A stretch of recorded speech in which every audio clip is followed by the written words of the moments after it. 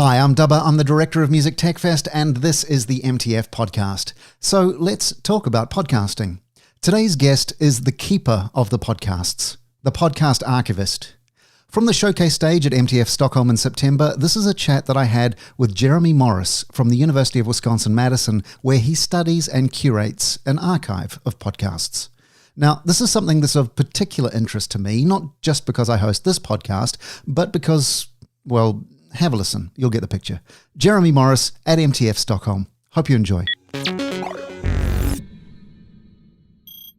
My first foray into proper academia, I was working at a university in New Zealand, which is where I'm from, and I went there as somebody to teach radio production to students. Very, very kind of production orientated, not on the research side of things at all.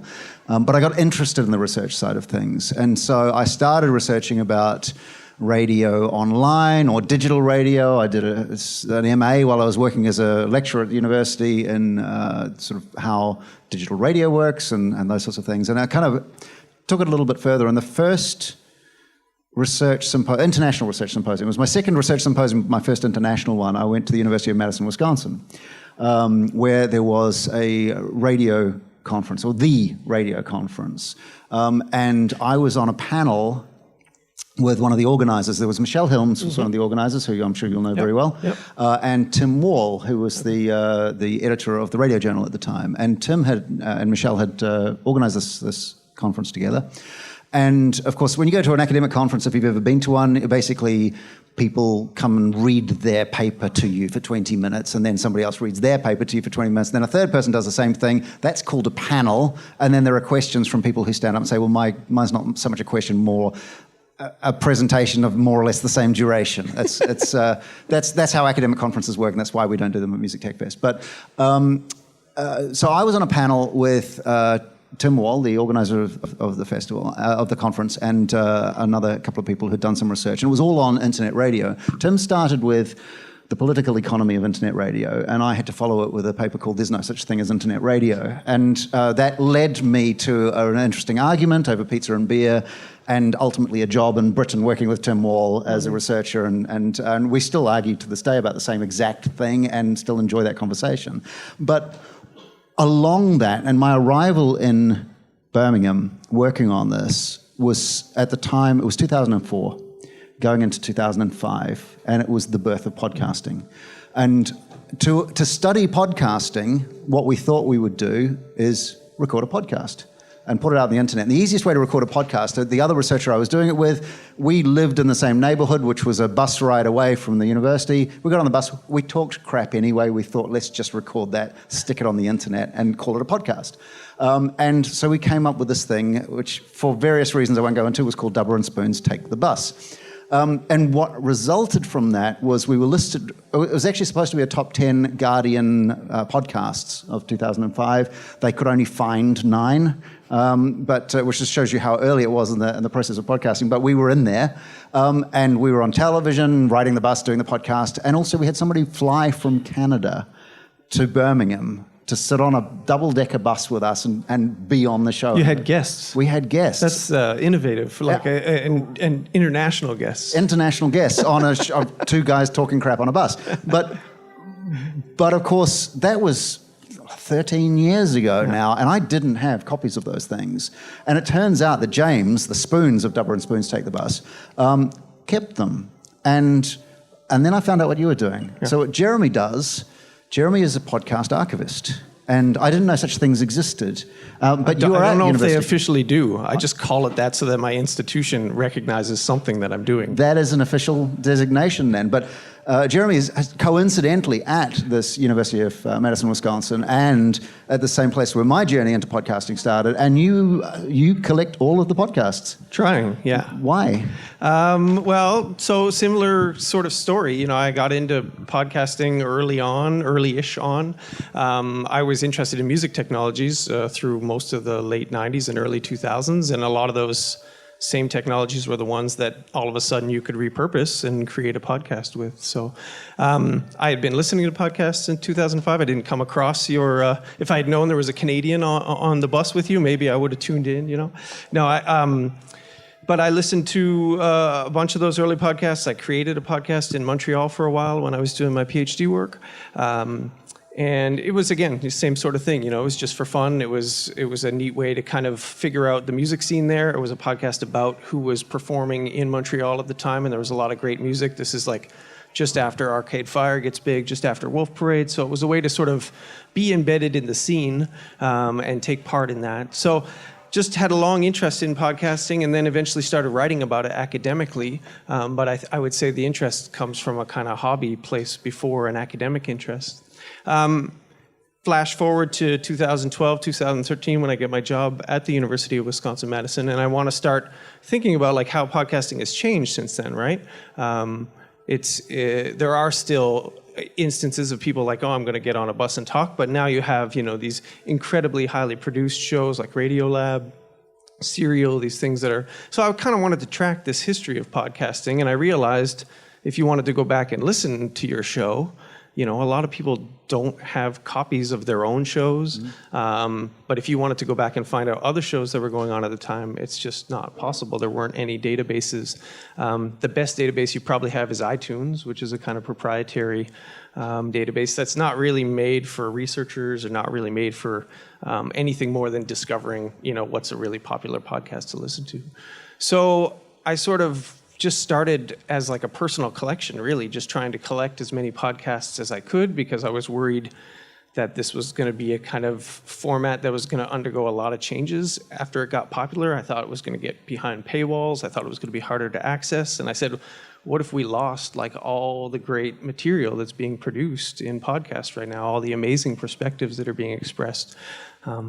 We know from other media formats like early radio, early cinema, silent films, we lose this media because we don't realize at the time how important it is to keep track of. So I started just a personal collection, like on an iTunes database in my computer, and all of a sudden it got really large, like 20 gig or something. It was starting, which was large back in 2012. And it started taking up too much space, so we started buying like actual dedicated servers for it. And we've tried to build this thing that I call PodcastRE, which is spelled PodcastRE instead of PodcastER, for podcast research. And it's supposed to be, a searchable, researchable database for podcasts. So for anybody who's interested in studying audio culture and all the kind of like exciting content that's coming out of podcasts, we tried to create that.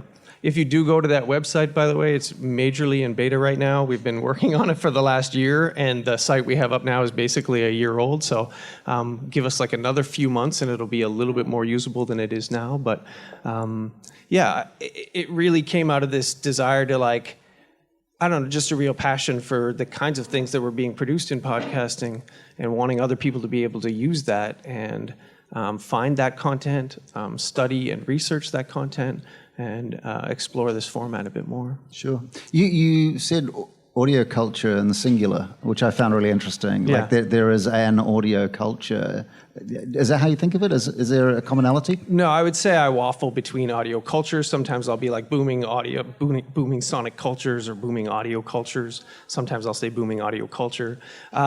I don't think of I think of the landscape of podcasting as a kind of like sonic phenomenon. And within that, there's obviously a whole bunch of different things going on, right?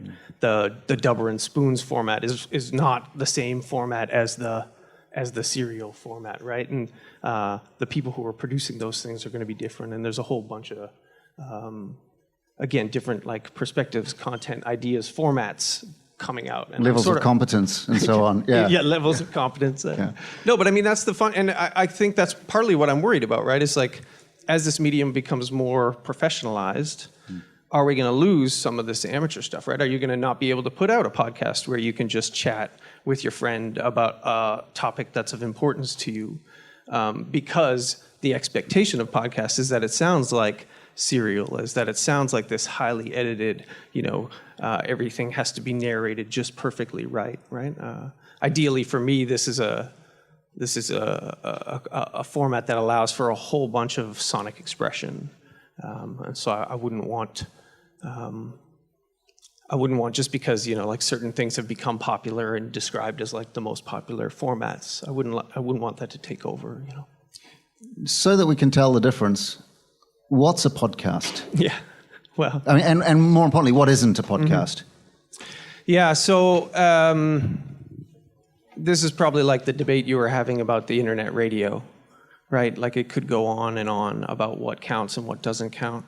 I'll take the easy way out and just say the things that we're collecting, the big requirement is that they have an RSS feed attached to them. Because that's literally how our database goes out and crawls for these things, right? We subscribe to the RSS feeds of certain shows. So for me, it's audio that's embedded in an RSS enclosure. I mean, I know people make podcasts now and they put it on SoundCloud and they don't enable the RSS feed feature in SoundCloud. So there's certainly ways in which that definition falls way short. I know there's people who do video blogs that they also call kind of video podcasts. We have files in our database that are actually video files as well as audio files. So it gets really messy when you start picking away at that definition. You can also think about like, is a radio show like This American Life that also airs on the radio a podcast just because they put it in the form of a podcast? I'd say it's worth distinguishing between things that are like natively podcast and things that are rebroadcast, but I think they're still making use of that technology. I'd say that show really took off as a result of their releasing it in podcast format, so I think there's arguments to be made in both cases. The scholarship around podcasting in the early days was pretty ropey. Yeah. It was pretty poor, actually. And I was contributing to that, just to sort of cards on the table. But one of the things that we tried, one of the first things you try to do with anything new is you try to capture it, define it, explain it, and so on. This is one of the things about there's no such thing as internet radio. We kind of figured out that it had no essential characteristics. There was nothing that, as long as it has this, then it's internet radio. We couldn't find the thing that characterized it. And almost the same with podcasting, but we sort of arrived more or less at the same place you did, which is that podcasting isn't a type of content, it's a method of distribution. And so there was a lot of stuff around those early days, and sort of all the Dave Weiner stuff about RSS feeds, yep. And how an RSS enclosure was a new way of distributing on the internet, rather than just a new type of thing that you can put on the internet. And that seemed to be like, oh my God, this is the new email. This is the new, because if you can just subscribe to whatever it is and just get it when the next one's ready, we haven't seen that before. But that seems to, as far as I can tell, it seems to have fallen out of the conversation around podcasting now. And is there a reason that RSS isn't part of the discussion anymore? I guess I'll say a couple of things. So I think... Sorry, can you start with what the hell is RSS anyway? Yeah. Really simple syndication. It's the feature that allows you to go into iTunes and hit subscribe to this podcast, and it basically then will populate your media player instead of you having to go to a website every week and then find that file and listen to it then, right? It comes automatically to your device. And so it's the same technology. It's actually a technology that was developed for blogging, not for podcasting. So it's the same kind of thing. If you ever had blog readers when you were, in the late 90s and 2000s, if you subscribed to Net Newswire or things like that, it would be the same principle. I'll say, so RSS I think is important, and I think that like technological definition of podcasting helps, especially when you're thinking about the distribution, but it's also, I think, a practice, right? Podcasting is a way of thinking about what you're doing, right? So some people identify as podcasters more than they identify as radio producers, right? So I think I just wanted to sort of add that to that whole definition of podcasting, right? We can talk about its technologies, but we can also talk about like the ways in which we do things as podcasting. Now, why has RSS fallen out of the conversation? I think it's like, for some reason, people find it's not a user-friendly technology. Like, it's a barrier to tell, my parents, here's how you subscribe to a podcast. You have to get iTunes, then you have to go find the show, then you have to hit the subscribe button, and you have to have a device that you then listen to, right? So I think a lot of people think that the reason why podcasting hasn't taken off as much as it might have is that for some reason it's not user-friendly. Mm-hmm. So what you see now actually is a lot of things like Spotify, including podcasts in the content, just like every day. So it's just like you're searching for a song, except you're searching for, Gimlet Media's latest show, and then you play it from there. From a research standpoint, I actually get a little worried about the format of podcasts changing because, like I said, our database relies on that heavily. But I also think that it's switching to more closed and proprietary technologies. So you get a lot of streaming players that don't let you then download the audio files anymore. You just stream everything right from the site, which means you have a little less flexibility with. Right, because Spotify's doing podcasts, which has nothing to do with iPods or broadcasting. Yeah. It's just other things that you can stream on Spotify. But so the word seems to have been grabbed and used in a different way, and in a way that nobody seems to have any problem with. And so, why should we have any problem with that? But that it is the thing that you said, I think that's really interesting, is that it's a means of self-identification. I am a podcaster. So how do you become a podcaster? Well, just grab a mic and start talking. No, I mean, it's again, I think it's an interest in thinking about, like, what is it that you want to create and what is it that you want to say? What do you want to contribute to the sonic cultures around you, right? What are the and then, there's the functional aspect of, like, how do I become a podcaster, which is like, it takes time, like making music, like anything else. It's a practice that requires a significant amount of energy. I mean, I was producing my show, it was once a week, and it would still take, 24 hours just to line up the music that we were going to play to correspond with the artists. And my show was relatively easy. I didn't do a lot of talking. It was just like, here's a band that's playing here. They're great. They're from this place. This is the kind of stuff they do. And here's the song. So like most of the podcast was actually music with a little bit of narration. So if you're going to be somebody who's like editing to make a really nice soundscape and create a fictional story or something like that, the amount of work that can go into it is quite a bit. So I don't think it's necessarily just as easy as pick up a mic and go, although it can be, which again I think is great, right? There's a lot of neat ways to experiment with, ways to tell stories, ways to communicate, ways to express yourself through audio, which is what I really love about the format. We've got YouTube stars in the room here, and I kind of think about, is the relationship between podcasting and YouTube kind of parallel to the relationship between radio and television? Yeah, that's hard. I don't know if I know the answer to that.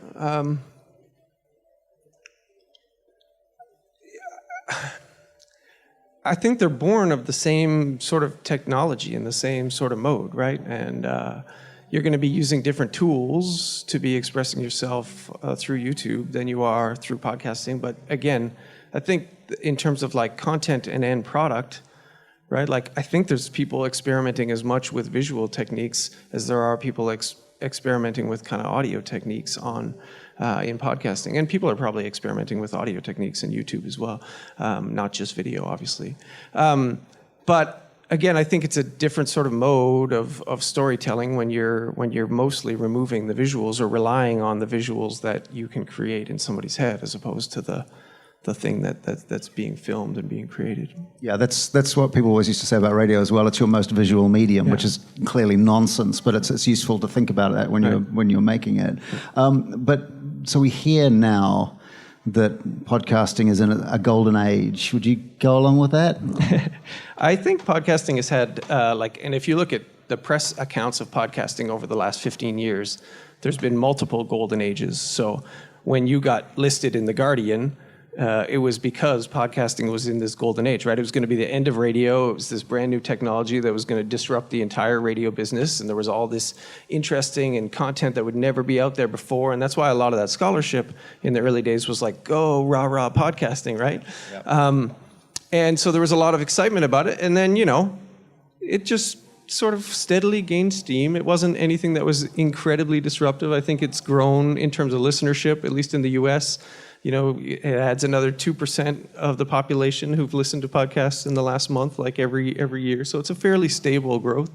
2010, 2009, when Mark Maron comes out with his podcast, and there's some other kind of like really influential shows that sort of start to make noise. There's another round of press that's like, oh, podcast has finally arrived, you know. And then Serial hits, at least in the US. And all of a sudden it's like, whoa, listen to the amazing audio that's being produced and the new ways you can tell stories, and can't believe, you know, everybody should tune into podcasts now. So I feel like we go through many golden ages of podcasting. But that Serial moment, at least for me, was a kind of like wake-up call to say like, okay, if people are talking about what's so great about this now, it'd be sad if we didn't have copies of this stuff 10, 15 years from now to listen back to, and to say like, what did people think was so great about this new format at this point in time? And like, why did they think about it, right? And like, okay, if 30 years from now we want to go and look back and say like, what did podcasts sound like in 2015?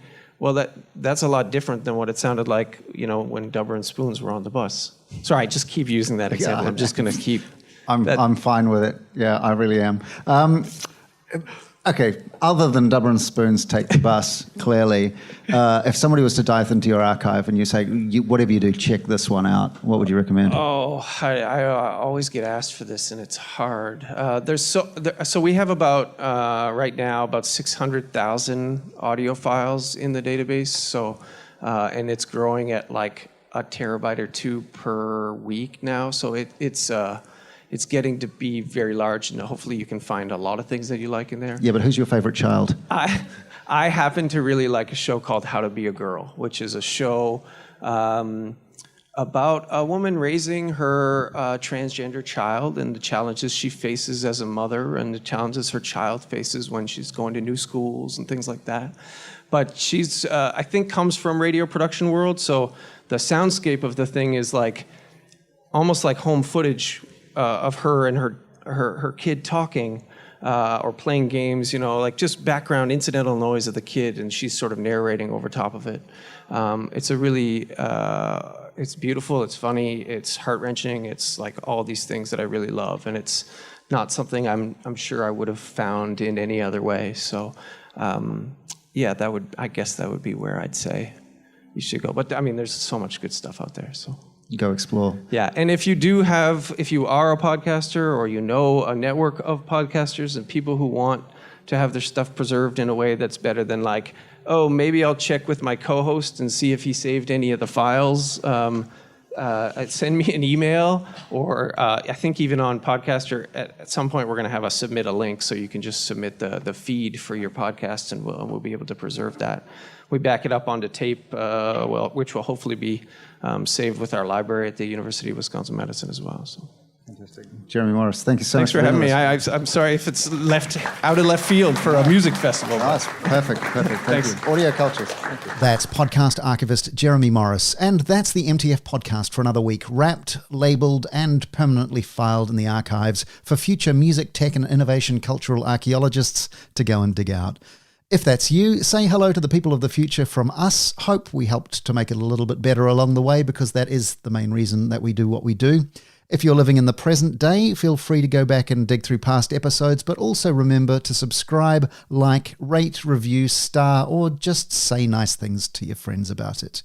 And if you are here in March 2019 with me, then you'll be interested to know that the MTF Splice Trackathon EP that came out of the 24-hour Trackathon event at MTF Stockholm and the online MTF Producers Challenge at splice.com, well, we're going to be launching that at South by Southwest in Austin, Texas. It's going to be on all the major music platforms from March the 15th, thanks to amuse.io, and all of the proceeds will be donated to Musicians Without Borders.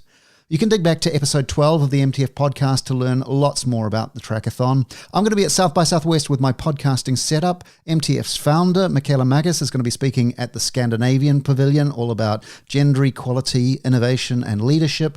And I'm also going to be judging the South by Southwest Hackathon, which should be really interesting. And if you're going to be there, come and say hi.